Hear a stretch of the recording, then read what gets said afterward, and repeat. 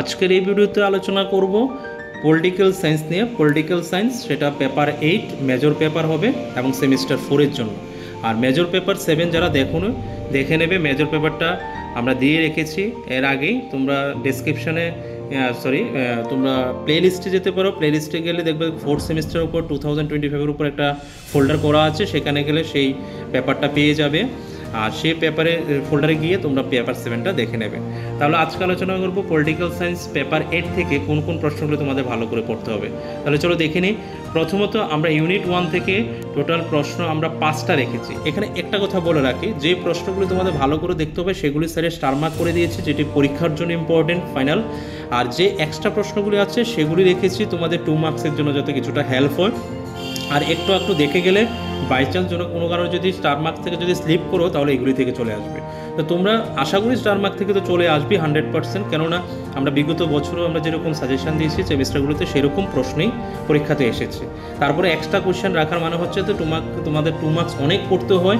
তো কিছু particular common topic ধরে কিছু বড় প্রশ্ন দিয়ে দিলে সেটা বট কোয়েশ্চেনের জন্য কাজে লাগছে, পাশাপাশি 2 মার্কসের জন্য হেল্প হচ্ছে।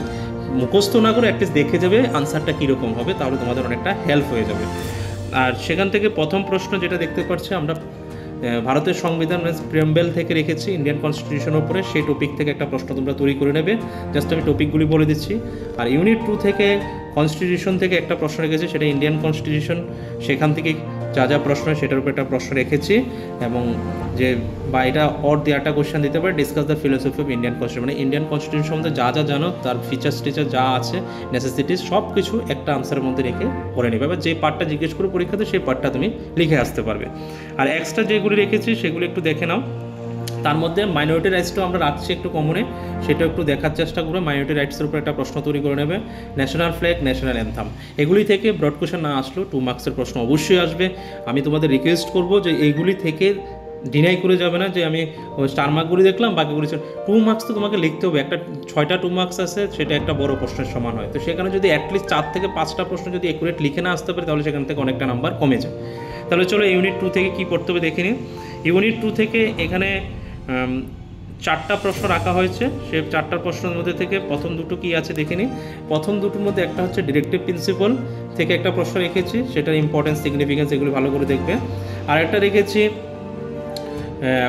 The Indian constitution is blended, flexible বা রিজিডি, যেটা হচ্ছে ভারতীয় সংবিধান সুপরিবর্তনের দুষ্প্রবন্ধের যে মন্তব্যটা সেটার উপর একটা প্রশ্ন, বা অথবা দিয়ে আরেকটা প্রশ্ন রেখেছি এটার মধ্যে মেথড অফ অ্যামেন্ডমেন্টিং, মানে অ্যামেন্ডমেন্টের উপরে ইন্ডিয়ান কনস্টিটিউশন যে অ্যামেন্ডমেন্ট মানে যে ভারতীয় সংবিধান সংশোধনের পদ্ধতি সেই সম্পর্কে একটা প্রশ্ন এখানে রেখেছি। এই দুটো প্রশ্নের সাইডেই আমরা স্টার মার্ক দিয়েছি, সেই স্টার মার্ক প্রশ্নগুলি তোমরা দেখবে। আর এক্সট্রা হবে দুটো প্রশ্ন দিয়েছি, সেই দুটো প্রশ্নের মধ্যে প্রথমটা হচ্ছে ফান্ডামেন্টাল ডিউটিস আর একটা হচ্ছে ফান্ডামেন্টাল রাইটস। তো তুমি প্রশ্ন দেখেই বুঝতে পারবে যে এগুলি ব্রড কোয়েশ্চেন আসুক বা না আসুক অ্যাটলিস্ট 2 মার্কসও হলেও আসবে। আর ব্রড কোয়েশ্চেন আসলে একটু দেখে গেলে তো তোমাদের জন্য আরও ইজি হয়ে গেল। সেগুলো আমরা অনেক আগে থেকে ফান্ডামেন্টাল ডিউটিস এবং ফান্ডামেন্টাল রাইটস আমরা ভারতীয় নাগরিক, সেগুলো আমাদের জানা দরকার, সেটা একটু নিজের জন্য হলেও জেনে নিতে হয়।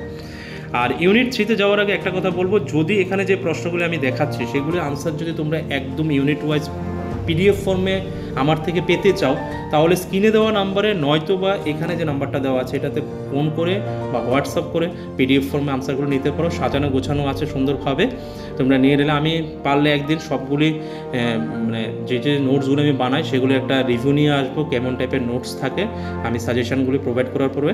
তাহলে তোমরা নোটস দেখে রিভিউটা দেখে হলে অ্যাটলিস্ট বুঝতে পারবে যে স্যারের নোটসটা কীরকম থাকে। তাহলে এই নাম্বারে কন্ট্যাক্ট করে তুমি তোমার এই প্রশ্নের উত্তরগুলি, এখানে যা প্রশ্ন দেখাচ্ছি সেগুলির আনসারগুলি তোমরা নিয়ে নিতে পারো। চলো তাহলে ইউনিট 3 থেকে কী রেখেছি দেখে নিই একবার। ইউনিট 3 থেকে এখানে দেখা যাচ্ছে এখানেও 4টা প্রশ্ন আছে। সেই 4টা প্রশ্নের মধ্যে একটা রেখেছি যেটা প্রেসিডেন্টের উপরে, রাষ্ট্রপতি, একটা রেখেছি প্রাইম মিনিস্টার, প্রধানমন্ত্রী, তারপরে রেখেছি সেখান থেকে গভর্নর, রাজ্যপাল, আর লাস্ট ওয়ান রেখেছি চিফ মিনিস্টার মানে মুখ্যমন্ত্রী। তো সেটা এই 4টা প্রশ্ন থেকে দুটো প্রশ্ন স্টার মার্ক করা আছে অলরেডি, সেই দুটো প্রশ্ন তোমরা ভালো করে দেখে নেবে। আর ইউনিট 4 থেকে রেখেছে দুটো প্রশ্ন। সেখানে দুটো প্রশ্নের মধ্যে দেখতেই পারছো, একটা হচ্ছে হাইকোর্টের উপরে, একটা হচ্ছে সুপ্রিম কোর্টের উপরে। হাইকোর্ট সুপ্রিম কোর্ট থেকে একটা প্রশ্ন আসার চান্সেস আছে। এবার এই দুটো পড়লে আশা করি একটা কমন পড়ে যাবে। স্টার মার্ক দেওয়া হয় কিন্তু স্টার মার্ক বলে দিচ্ছি, এই দুটো দেখে নেবে। আর উপর ইউনিট থেকে দেখা যাচ্ছে মুখ্যমন্ত্রীর মধ্যেও একটা স্টার মার্ক আছে, দেখে নেবে একটুখানি। যতটুকু সম্ভব হয় অ্যাটলিস্ট প্রত্যেক নোট থেকে দুটো করে প্রশ্ন তোমাদের দেখা উচিত, না হলে একটা প্রশ্ন কমন করা তোমাদের রিস্ক হয়ে যাবে। ঠিক আছে, তাহলে ধন্যবাদ ভিডিওটা দেখার জন্য। শেষ পর্যন্ত দেখা হবে নতুন ভিডিওর সাথে।